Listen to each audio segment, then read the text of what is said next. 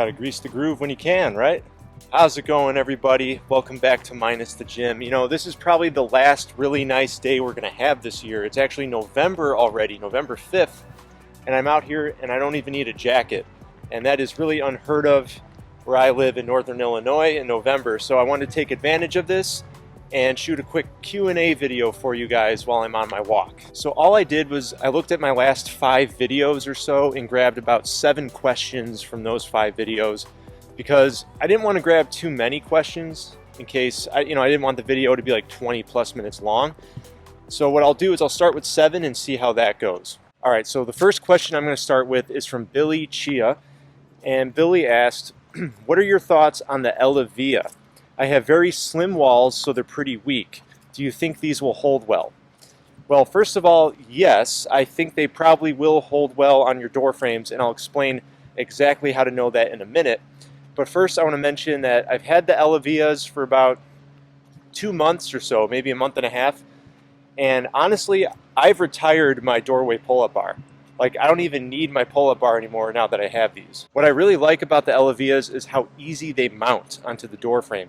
They're like these grips that they're spring-loaded, so they want to close, and you pull them apart, you put them up on a door frame, you let go, and boom, they just close and they hold really well. And one of the most common questions I get about pull-ups and door frame pull-up bars is how can I do pull-ups when I'm traveling? I get that a lot. Like, what's my best recommendation for doing pull-ups if you got to fly somewhere on an airplane? Definitely the Eleviias are where it's at. All right, these things pack easily into a suitcase. I personally haven't flown with them yet, but just judging by the size of them, you could put them in your suitcase, throw your clothes on top of them. You won't even know that they're in there until you get to your destination. But getting to your question, will they hold on your door frame? Actually, Duonamic, who makes the Eleviias, have an FAQ on their website. I'll put a link down below. And in their FAQ, they actually show a diagram of what a door frame built up to code would look like, and they show all the measurements. So just take a look at that diagram, measure your door frames in your house, and see if they are up to code. But I've used the Eleviias on many different door frames in my house already, and I haven't had any issues. Like, they grip just fine, they feel nice and safe, and I trust them a lot. And just so you know, for those of you interested, I do have a promo code, -10.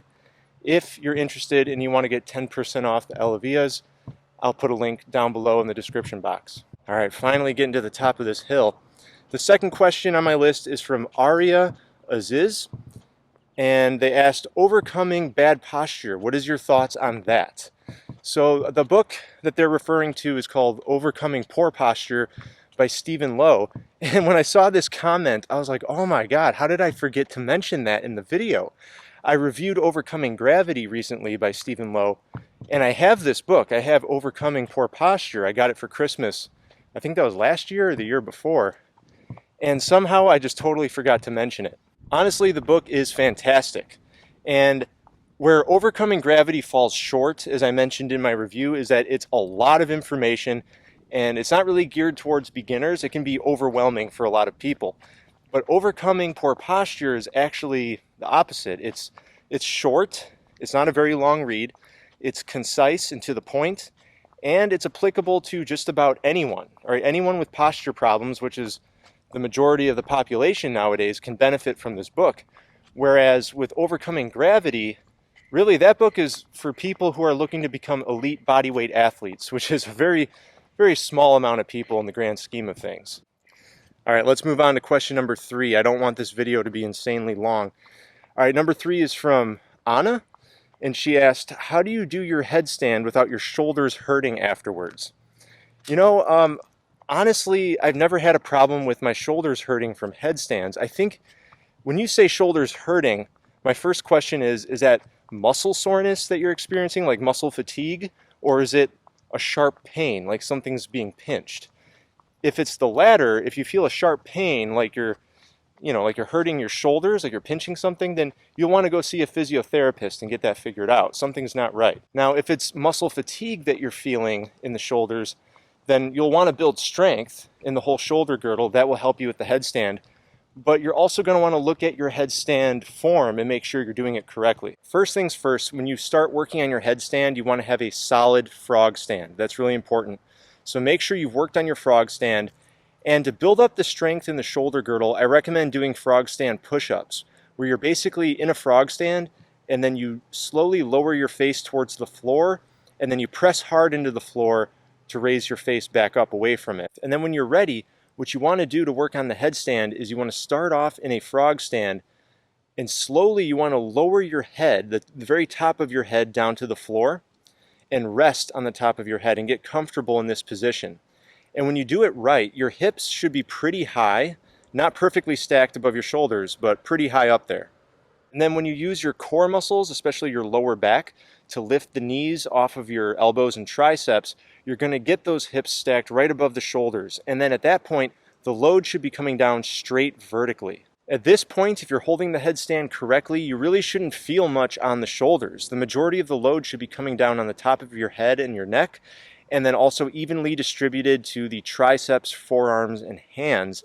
When I do headstands, I don't feel a whole lot of pressure on my shoulders. So if you're having trouble with the shoulders, strengthen them with the frog stand push-ups, master your frog stand, and take a close look at your headstand form, because you really don't want to be stressing the shoulders a whole lot in a correct tripod headstand. Okay, question number 4 comes from Reg Profant, and Reg asks, deload? You mean take week off? Yes, that's pretty much what I mean. For some people, it might be just an entire week off from intense workouts. But for some of us, like myself, who we are more endomorphs on that side of the spectrum, meaning we store body fat very easily, I like to keep very active even on my deload weeks. So what I do is I continue doing my workouts, but I cut the volume by 50%. That's the key. So the easiest way to do that is to look at how many sets you do per exercise and just do half. So if you typically do 4 sets per exercise, just do 2 sets. And you do the same intensity, you're just doing less volume. Now, if you're doing an odd number of sets, like let's say you do 5 sets per exercise, then I would still do 2. 3 might be pushing it a little bit. I guess you could do 3 sets on some of the exercises, but I would keep it to 2 and do a little less than 50%, because the whole purpose of the deload week is to reduce the amount of physical stress on your body. All right, I don't think this is going to work if I walk forward because the sun's behind me. So I'm going to stay like this and walk backwards. Okay, I'm having a lot of trouble reading this one. It's really small for some reason, but it's from Theodore. And Theodore asked, well, first he said, this is literally 10 videos in one. Amazing work. Thank you very much. I like compliments like that. I have a question. Would it be effective to combine strength training and hypertrophy training into the same workout? So yes, you can do that, and I've actually done that. A lot of people have done that. And if you use that method where you're combining high intensity and low intensity in the same workout, what I recommend doing is prioritizing whichever one, strength or hypertrophy, is more important. You put that at the beginning of your workout, right after your warm-up. The reason why is right after your warm-up, you're at maximum potential. If you're not fasted when you're working out, then your muscles will be full of glycogen. And even if you are working out fasted, you just haven't really exhausted your muscles at all yet. So you have full potential at the beginning of your workout. So like if you want strength, if that's your main goal is to build strength, then I'd recommend doing the higher intensity work first and then the hypertrophy work second, later on in your workout. Prioritize strength, and vice versa if your main priority is gaining muscle mass. Inevitably though, you're not going to be able to give even effort to both of them, because whatever you put first that's really going to exhaust you and it's going to take a lot out of you. So that's why most people, they pick one or the other and they organize their periodization so that you have strength phases and hypertrophy phases. But yeah, if you want, you can combine them both into one workout. Okay, this next one was pretty interesting. It wasn't really a question, it was more of like a comment that I wanted to talk about. It's from Isa Ariano. And she said, I wish someday there's a women's version of this. Great content still. Well, thank you. And she was on my video, my most recent one, about building mass, all right, building muscle with body weight exercises. And what I can say is that all the advice I gave in that video, it still applies to females just as much as males, believe it or not. So let me try to get a shot like this where there's some space here, and I will put the summary from that video up on the screen. so you can see the points, but I recall it was split training, volume-based progressions, using shorter rest periods, using periodization in your programming, and paying attention to your nutrition, eating enough calories and enough protein. And those points, those 5 points in the summary, they apply to women just as much as men. But here's some things to keep in mind. First of all, one place where women differ is the hormones. So women don't produce as much testosterone as men. They do produce some, but not as much. And testosterone is one of the anabolic hormones with human growth hormone and IGF-1 and all these others.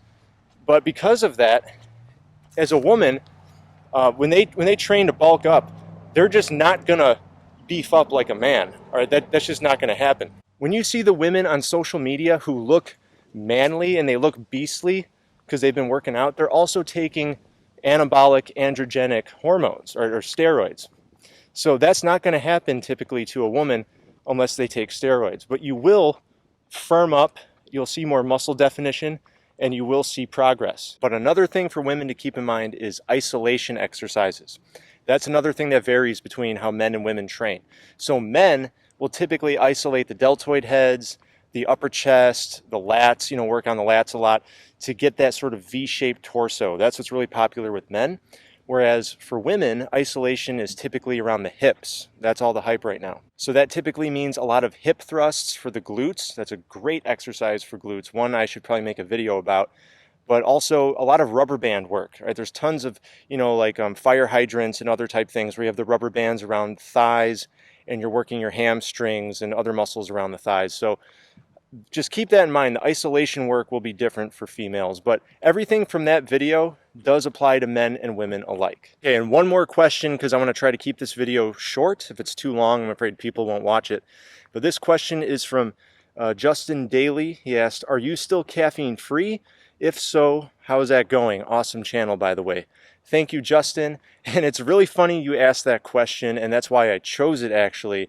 The truth is, you caught me. I am back on caffeine, so it's a long story, but I've been on and off caffeine twice since I made my video about how I quit. So for those of you who don't know what I'm talking about, back in April of 2019, I weaned off of caffeine without any withdrawal symptoms, and I made a video called How to Quit Caffeine Without Headaches, or How to Quit Coffee Without Headaches. Something like that. I'll put a link on the screen if you're interested in watching it. But I was able to wean off very slowly and carefully, and I didn't feel any effects. It was great. But the hard part I found out is staying off of caffeine if you're an addict like me. Okay, I'm just sort of walking in circles at this point, so my neighbors probably think I'm really weird. But yeah, I was actually off of caffeine for over half of last year, 2019. And then I remember it was around the holidays. I went to a Christmas party. I didn't want any of the desserts because, there's a lot of milk and fat and sugar and those things. But there was coffee at the dessert table, and I said, oh, what the heck, I'll have a cup of coffee. Well, the rest is history. The next morning, I went right to the Keurig when my wife did, and I had a cup, and I was right back on caffeine. Then I weaned off again in early 2020, or early to mid this year, and my daughter was born in August, and then I was just so exhausted, I went right back to coffee. I didn't even feel guilty. I just said, I need coffee. So yeah, quitting caffeine is one thing, but staying off of it is a whole nother. When I figure out how to stay off, I will make a video and tell you all about how I did it, all right? But, truth is, being off of caffeine really has a lot of health benefits, and it varies from person to person, like how much they're impacted. But for me, it makes a dramatic impact. It's so much. So I do want to make more videos about stuff like that, just how certain things we do in our daily lives really aren't that good for us, and we don't even realize it till we try to go without them. All right, everybody, I tried to keep this one short. This is my first Q&A video, so I did 7 questions. Let me know down below if you enjoyed this, if I should do more, and if 7 is not enough or 7 is too much, whatever it might be.